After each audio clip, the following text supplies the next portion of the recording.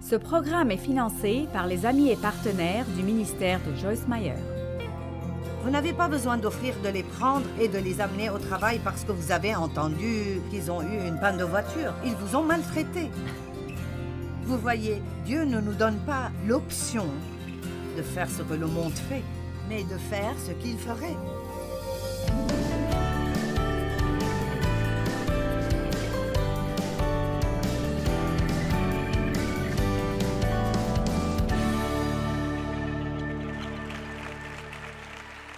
Romains chapitre 6. Laissez-moi juste vous dire quelque chose à propos de l'épître aux Romains.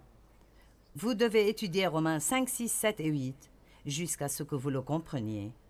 Et dépendant de combien votre pensée est religieuse, vous devrez peut-être les étudier pendant 2 ou 3 ans avant de les comprendre, parce qu'ils nous parlent de comment nous sommes rendus justes devant Dieu à travers Christ et pas à travers ce que nous faisons.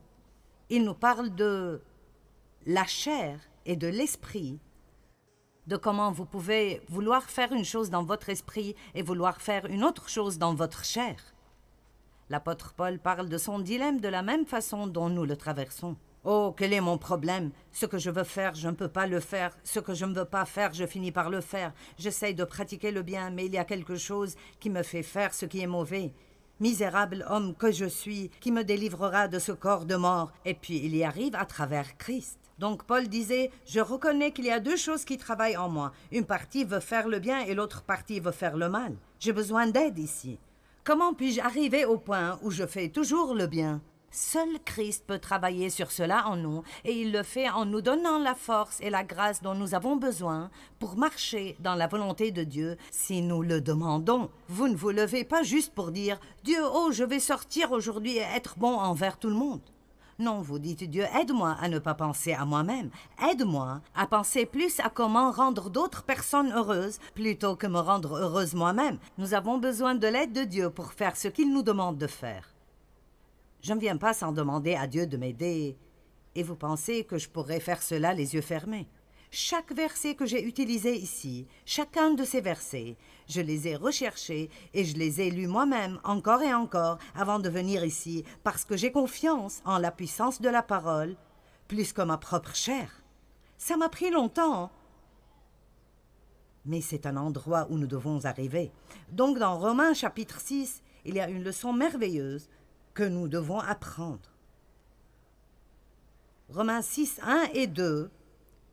Que dirons-nous donc de tout ceci? Resterons-nous dans le péché afin que la grâce de Dieu et sa faveur abondent et se multiplient? Bien sûr, c'est une question ridicule, mais Paul venait maintenant avec ce message de grâce. Et il parlait à beaucoup de personnes qui vivaient sous la loi, et ils pensaient que leur justice devant Dieu était basée sur le fait d'observer la loi. Et vous ne pouvez pas observer la loi parfaitement, quoi que vous essayiez de faire. Et si vous vivez sous la loi, si vous êtes coupable, si vous la brisez en un point, et alors ces personnes vivaient sous ce système qui faisait des sacrifices pour leurs péchés pendant des années et des années et des années. Maintenant, Christ meurt pour nous.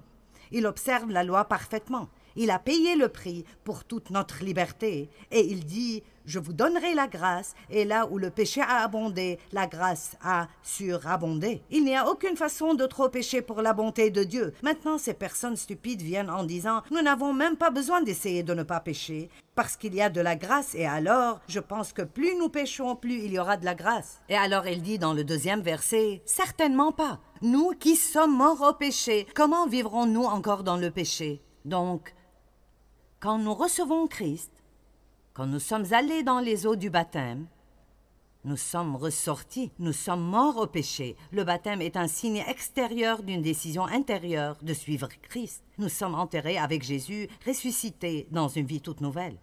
Vous dites, eh bien, qu'est-ce que ça veut dire d'être mort au péché? Ça ne veut pas dire que le péché est mort. Le péché est vivant et va bien, et il y a la tentation partout où vous allez, mais il y a une partie en vous qui est morte au péché. La partie spirituelle de nous ne veut pas pécher. C'est pour cela que quand vous recevez Christ, en quelque sorte, avant d'apprendre vraiment le message entier ici, vous pouvez vous sentir plus misérable que vous l'étiez avant d'être sauvé. Au début, vous avez cette petite expérience de lune de miel où tout est vraiment « Oh mon Dieu, oh Jésus, Jésus, oh Jésus, tu es tout, Jésus !» Et puis soudainement, Dieu commence à dire « D'accord, le stade bébé est terminé. Maintenant, c'est le moment de grandir. Et toutes les choses que vous faisiez, qui ne vous dérangeaient pas du tout, maintenant, elles vous dérangent. » Eh bien, qu'est-ce que tu veux dire? Maintenant, je ne peux pas faire ceci et je ne peux pas faire cela. Eh bien, c'est parce que cette partie spirituelle en vous qui est morte au péché n'est plus désireuse de supporter la partie charnelle, qui a toujours le principe du péché en elle. Je sais que j'essaie de télécharger beaucoup ici, alors j'espère que vous me suivez. Sinon, je crois que Dieu vous l'expliquera après la réunion. Qu'en dites-vous? C'est quelque chose que vous devez comprendre vous-même. Si vous êtes né de nouveau, dans votre esprit, vous voulez faire ce qui est juste et vous avez tout ce dont vous avez besoin en vous pour obéir à Dieu, vous avez la maîtrise de soi, l'amour, la joie, la paix, la patience, la bonté. Mais vous avez toujours une chair, et votre chair est votre corps. Et votre âme, les parties de votre âme qui n'ont pas été crucifiées, c'est-à-dire les parties de votre âme qui n'ont toujours pas été confiées à Dieu. Il y a une guerre pour l'âme de l'homme. L'Esprit de Dieu vous veut en entier. Le diable vous veut en entier. L'Esprit travaille à travers votre esprit pour obtenir cet accès, et le diable travaille à travers votre chair pour obtenir cet accès. Et c'est pour cela que nous ressentons certaines des choses que nous ressentons. Ça ne veut pas dire que vous êtes bizarre, ça ne veut pas dire que vous n'êtes pas sauvés, ça veut dire que vous êtes des êtres humains qui sont toujours en chemin, en train d'être continuellement et constamment changés. Amen. Alors notre but est de céder devant Dieu et de ne pas céder devant le diable. Est-ce que vous comprenez cela? Vous me regardez un peu comme... Devant qui est-ce que vous céderez? Quelle tentation allez-vous prendre? Je pense que ceci est une façon super simple d'expliquer cela. Qui a déjà eu l'opportunité de pardonner à quelqu'un, mais ne l'a pas fait?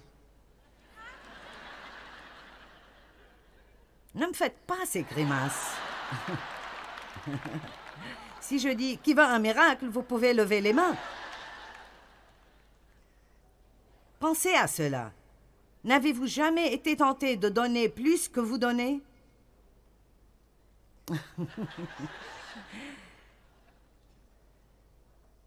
Si je demande maintenant, est-ce que quelqu'un peut m'amener un verre d'eau? Il y aurait une ruée en masse vers la porte pour m'amener un verre d'eau.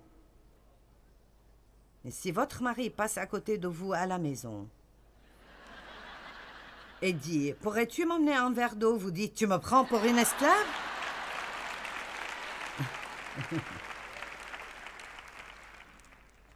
Ouh, je vous ai eu, n'est-ce pas?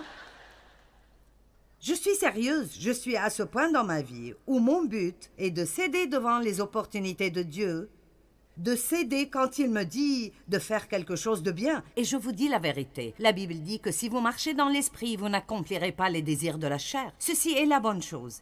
J'ai écrit un livre et je ne l'ai pas intitulé « Briser les mauvaises habitudes, faire de bonnes habitudes ». Je l'ai appelé « Faire de bonnes habitudes, briser les mauvaises habitudes ». Parce que vous n'avez pas besoin de vous battre contre tout le mal. Vous devez juste vous concentrer sur le développement du bien et tout ira pour le mieux. Amen.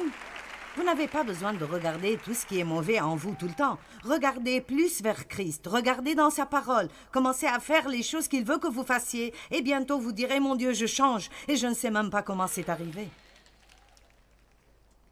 Ça nous garde du côté positif de la vie. Maintenant, il dit que vous êtes morts au péché. Regardez au verset 11. Romains 6, 11. « Ainsi regardez-vous comme morts au péché, et votre relation avec comme brisée, et comme vivant pour Dieu, dans une alliance ininterrompue avec lui, en Jésus-Christ. Maintenant, regardez-vous veut dire comment est-ce que vous pensez à ces choses. La vérité essentielle est que vous n'irez jamais au-delà de ce que vous croyez.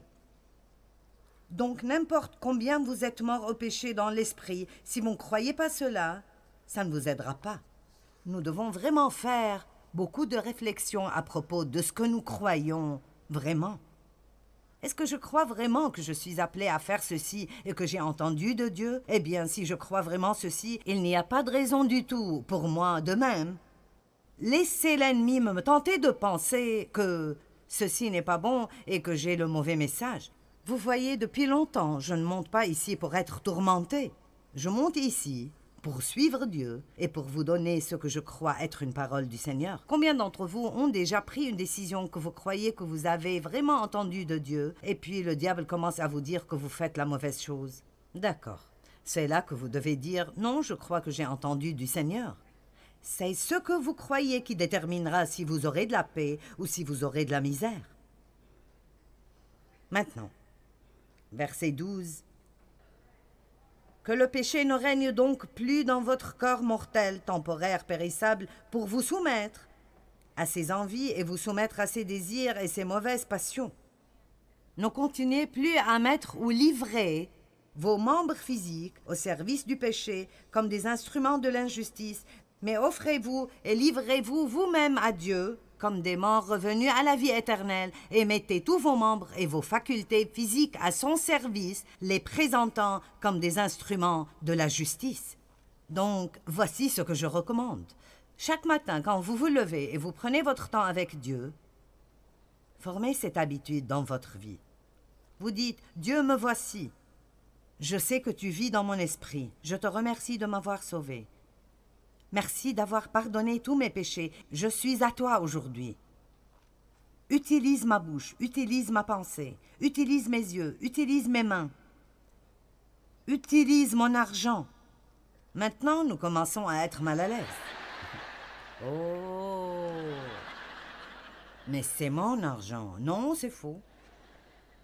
Nous sommes des intendants, pas des propriétaires, et nous n'aurions pas un sou si ce n'était pas Dieu qui nous l'a donné. Si vous faites ce que Dieu vous dit de faire avec votre argent, vous aurez plus que vous n'auriez jamais pu obtenir si vous essayez de tout gérer vous-même. Le système de finances de Dieu est absolument phénoménal. Me voici, je t'amène toutes mes facultés. Tout ce que j'ai, mon temps est à toi. Tout appartient à Dieu. Maintenant, utilise-moi de la façon que tu veux. Et vous êtes sincère quand vous le dites. Vous sortez. Vous pensez vraiment que vous n'allez pas avoir d'opposition du diable? Maintenant, il vous tentera de penser. Vous n'avez pas entendu de Dieu. C'est ridicule, les autres ne vivent pas de cette façon. Pas besoin de faire ça, vous n'avez pas besoin de leur pardonner. Si vous faites cela, ils vont profiter de vous. Vous n'avez pas besoin de les inviter à votre fête, ils ne vous ont pas invité à leur fête. Vous n'avez pas besoin d'offrir de les prendre et de les amener au travail parce que vous avez entendu qu'ils ont eu une panne de voiture. Ils vous ont maltraité. Vous voyez, Dieu ne nous donne pas l'option de faire ce que le monde fait. Il nous donne l'option de faire ce qu'il ferait. Quelle option voudriez-vous prendre? Est-ce que quelqu'un comprend cela? Combien d'entre vous pensez que vous preniez peut-être la mauvaise option? D'accord. Maintenant. Le monde n'est pas notre maison. Nous le traversons.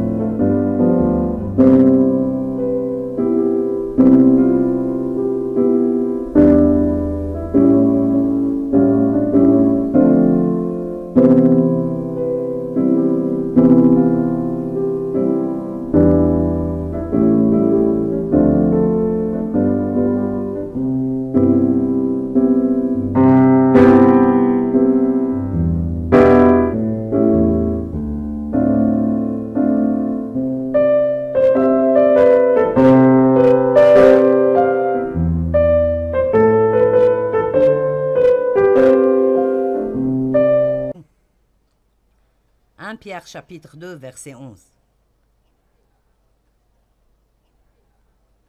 Pour moi, servir Dieu est si enthousiasmant quand vous vivez de la façon dont je parle, sans essayer de gérer votre propre vie et vous attendre que Dieu la bénisse, mais vous vous offrez à lui. Et je sais que cela provoque la peur. Est-ce que je n'obtiendrai rien de ce que je veux? Vous obtiendrez plus de ce que vous le voulez que vous obtiendriez si vous essayez de l'autre façon. On ne dirait pas que vous me croyez, mais c'est bon. Bien-aimés, je vous implore comme résidents temporaires des étrangers dans ce monde, ne cédez pas aux envies sensuelles, les désirs méchants, les passions de la chair, votre nature charnelle. Ils font la guerre contre votre âme. Vous êtes des résidents temporaires et des étrangers ici. Vraiment, nous ne faisons que passer. Billy Graham a écrit un livre intitulé « Presque à la maison ». J'aime ce titre. Quand j'ai eu près de 65 ans, je me souviens avoir pensé « J'ai vécu les 2 tiers de ma vie. Je suis beaucoup plus proche d'être à la maison que je l'étais. » Je suis contente qu'il n'ait pas écrit un livre intitulé « Presque mort ».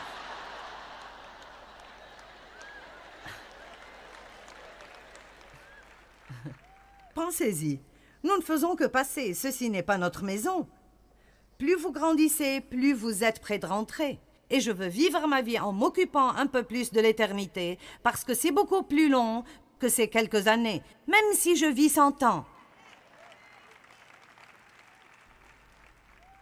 Et vous savez, je me souviens d'un temps où si j'aurais fait face à la mort, j'aurais été si effrayée, et je me serais sentie si trompée parce que ma vie n'était pas si bonne jusqu'à ce point. Mais je peux honnêtement vous dire que je suis prête et j'ai eu une bonne vie et Dieu a accompli sa parole et il m'a donné quelque chose de grand à faire en me laissant prêcher la parole. Mais ce n'est pas par accident. Beaucoup de cela est les choix que nous faisons. J'aurais pu rester amère et haïr mon père jusqu'au jour de ma mort, mais j'aurais juste détruit ma vie ici. Je n'aurais pas pu faire ce que je fais maintenant. Nous avons des options. Est-ce que vous comprenez? Vous n'avez pas à juste vivre comme le monde ou faire tout ce que la chair vous demande de faire. Nous avons une option et notre option est qu'à travers la puissance du Saint-Esprit, nous pouvons résister aux tentations de Satan et nous pouvons nous soumettre à Dieu et nous pouvons être des gens qui, à chaque fois qu'ils ont l'opportunité de faire quelque chose de bien, nous le faisons. Ouh!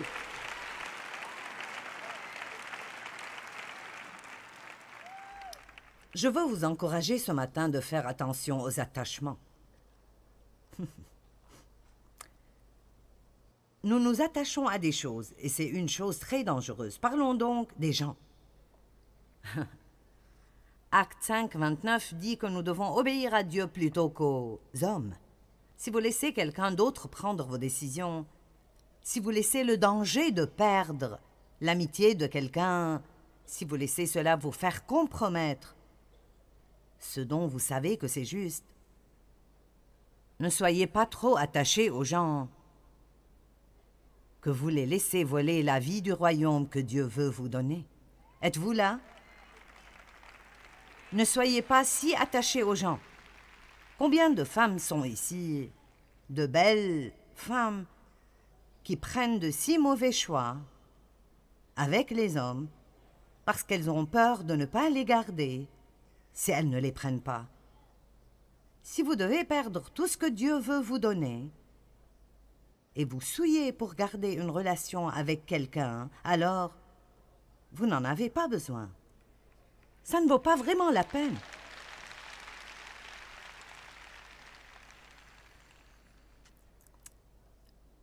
Si nous nous occupons trop de notre réputation avec les gens, nous paierons un prix élevé. Il y a un prix élevé pour la vie misérable. Et à propos d'être attaché à des endroits, je me demande combien de gens sont attachés à une église où ils allaient pendant la plus grande partie de leur vie. Ils ne sont pas nourris spirituellement là-bas. Ils ne reçoivent rien. Ils ne grandissent pas. Ils dorment durant la majorité de ce qui arrive. Ils n'aiment pas y aller. Ils ne peuvent pas attendre que ce soit fini. Mais ils restent parce que leurs amis sont là-bas. Ils sont habitués. Ce n'est pas loin de la maison. Cette autre église où j'aimerais vraiment aller, ça me prendrait 30 minutes d'y arriver. Allons, nous conduirons pendant 1 heure pour obtenir une solde de 75%. Oh.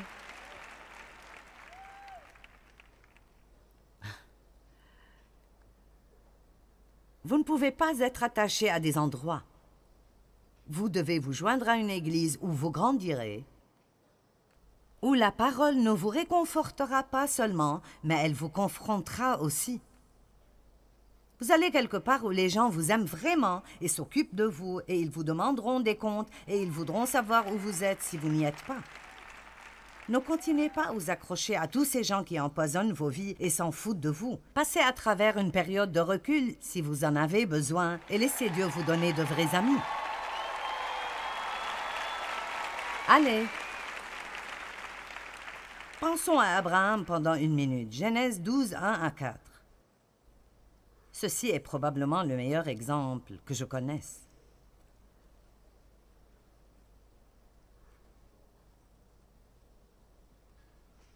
Donc, à Charan, l'Éternel dit à Abraham, parce qu'il ne s'appelait pas encore Abraham ici, « Va-t'en de toi-même, pour ton propre avantage, loin de ton pays, loin de ta patrie et de la maison de ton père, dans le pays que je te montrerai.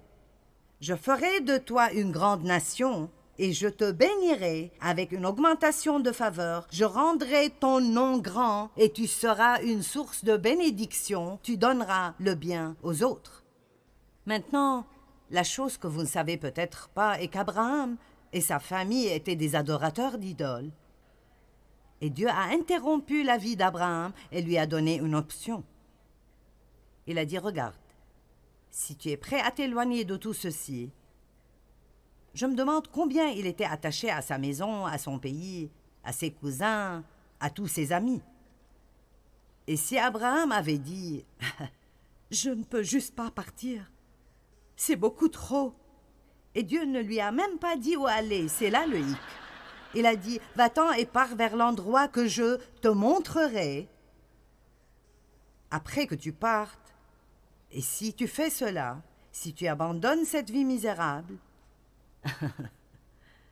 allez maintenant, si tu laisses cette vie misérable, voici la vie meilleure que je veux te donner. Je te bénirai, je te donnerai une abondante augmentation de faveur, je te rendrai riche, je te rendrai célèbre, je ferai connaître ton nom, et je ferai de toi une bénédiction pour d'autres personnes où que tu ailles. » Dieu peut vous amener à un point où vous êtes plus intéressé par le fait de bénir que par le fait d'être béni. Et c'est là que vous arrivez dans l'économie de Dieu.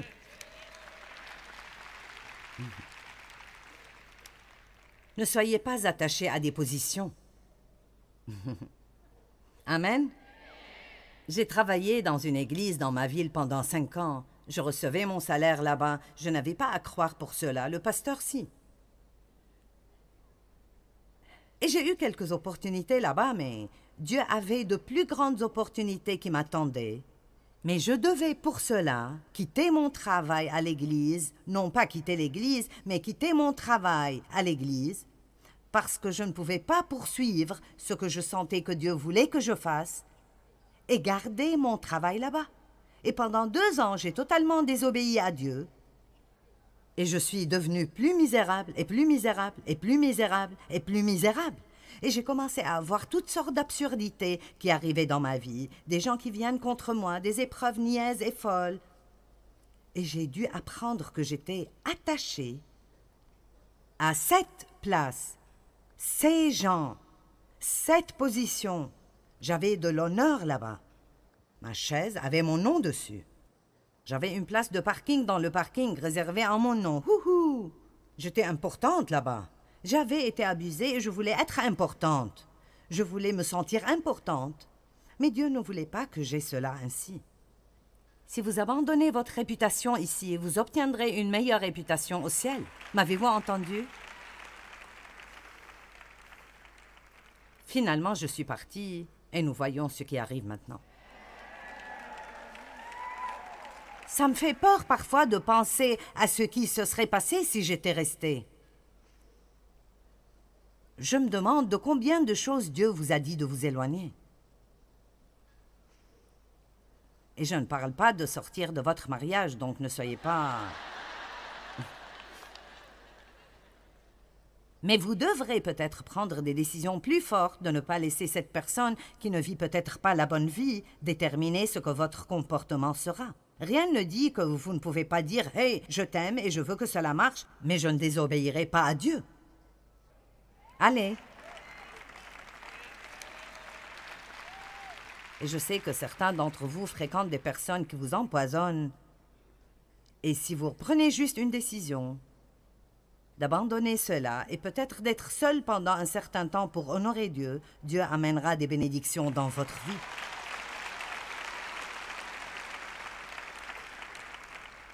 Jean-Baptiste était complètement prêt à donner sa position quand Jésus est apparu sur la scène.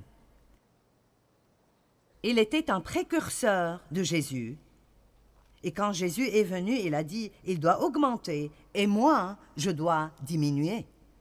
Nous devons savoir comment discerner les saisons dans nos vies.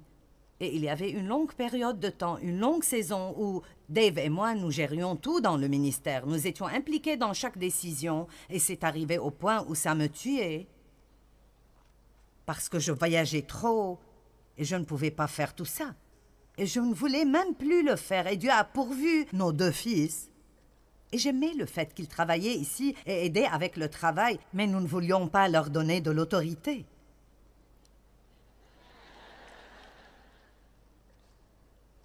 Et finalement, nous leur avons confié la direction du ministère et ils ne viennent vers nous que pour les choses qu'ils ne peuvent absolument pas résoudre. Et j'ai tellement de paix, c'est ridicule. C'est merveilleux. Et beaucoup de choses sont devenues mieux. Mais vous voyez, je devais être prête à donner la torche et à entrer dans une nouvelle saison dans ma vie. Eh bien, il y a un coût élevé pour la vie misérable. Nous pouvons choisir de plaire aux autres et abandonner la vie que nous pourrions avoir en Dieu, ou nous pouvons suivre Christ. Et tout ce que nous abandonnons pour le royaume amènera ultimement la meilleure vie que Dieu peut possiblement nous donner. Le choix vous appartient.